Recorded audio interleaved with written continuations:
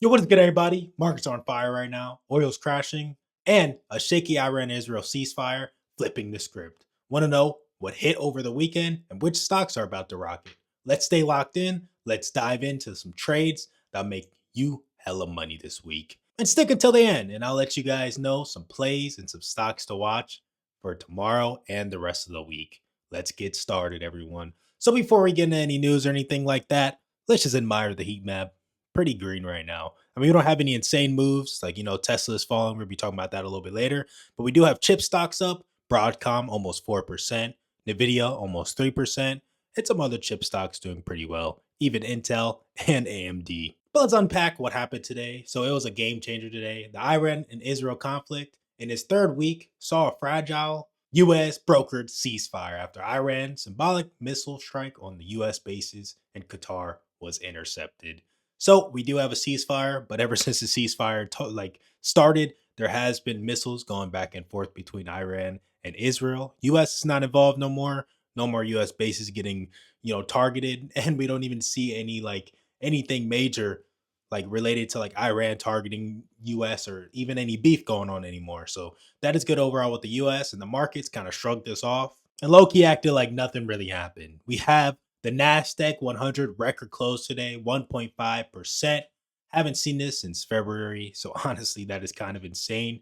But markets are moving up and they're moving up pretty strong. And if you come over here and look at NVIDIA, NVIDIA did move up pretty strong today.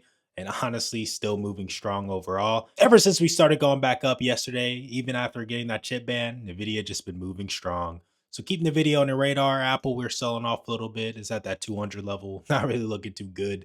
So Apple is on to the downside for now. But we have AMD also spiking, looking pretty well and breaking some key levels. Haven't seen it at this level for a while.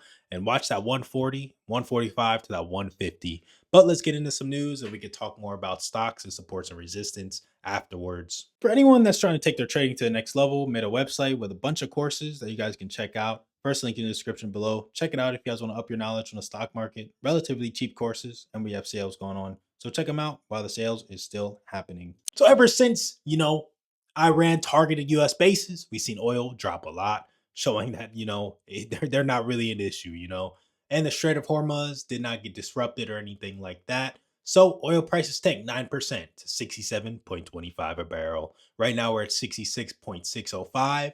But with that being said, it was all the way up to like $78. So dragging energy stocks like ExxonMobil and Chevron down 2 to 3% pre-market, while airlines like Delta jumped 2% because they're going to benefit off this fuel. But with that being said, man, look at Chevron and ExxonMobil to the downside.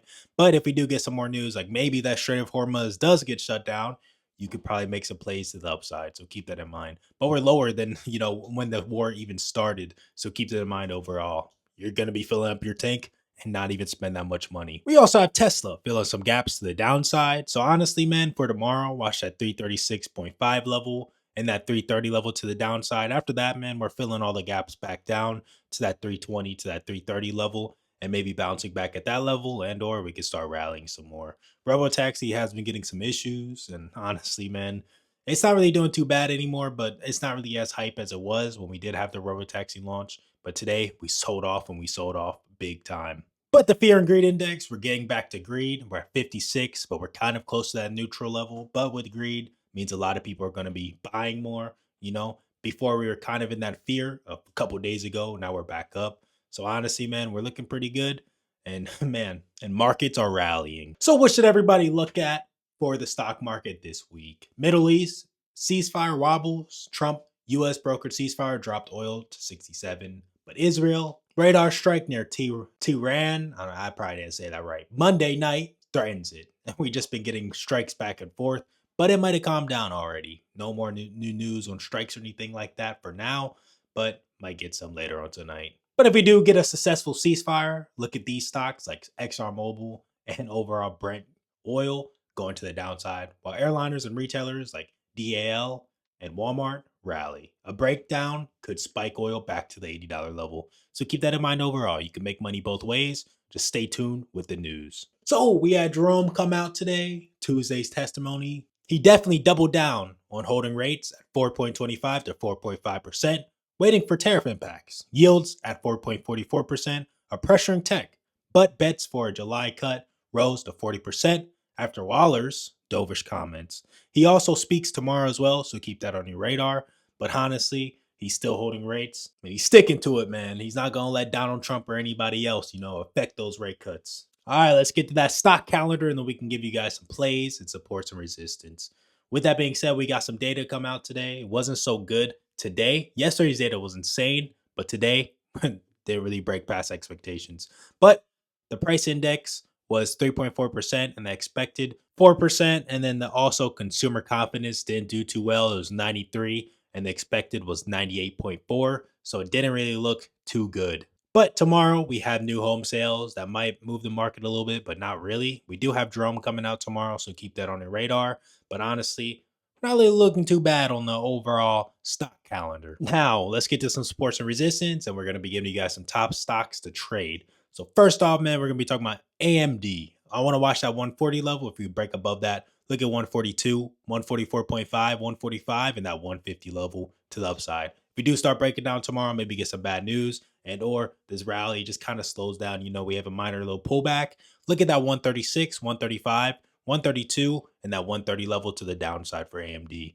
Next one's going to be Boeing. We did have a decent sell-off towards market open. So to the downside, if we keep on going down, look at that 200, 199, and that 198 to that 197.5 level. To the upside, look at that 202, 202.5, 204, and that 205 to that 210 level for Boeing.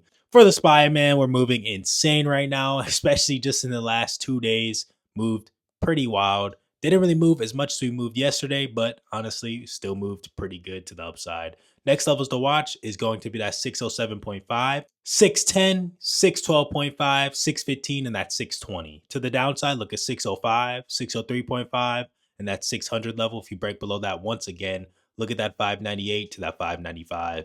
But yesterday was insane for the SPY overall. Next one's going to be NVIDIA. NVIDIA's looking pretty good, looking pretty strong, moving pretty well. Honestly, the stock market open honestly had a big move and we kind of just fell down a little bit and then just started coming back up to that level.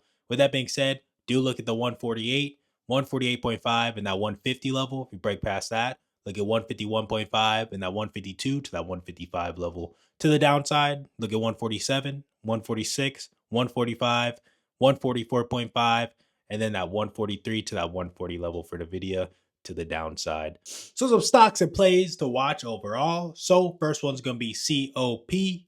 And why? Because it is oil and they're very volatile right now. You can play to the downside for now. And then if we do get some news, you can play to the upside. I do recommend having your patience with this, but for now, play to the downside, especially if the ceasefire continues. But honestly, if we get some bad news with oil, this can move up and it can move up pretty fast. Next one's going to be SLB. Why? Because silver is going kind of insane right now, but not too insane, but you can make a decent amount of money if we start rebounding back up. Silver's riding gold's 3,380 wave with high option volumes. SLV's liquid for fast trades on ceasefire or Fed news. So let's see if it holds that support of 28. And if we can, play it to the upside some more.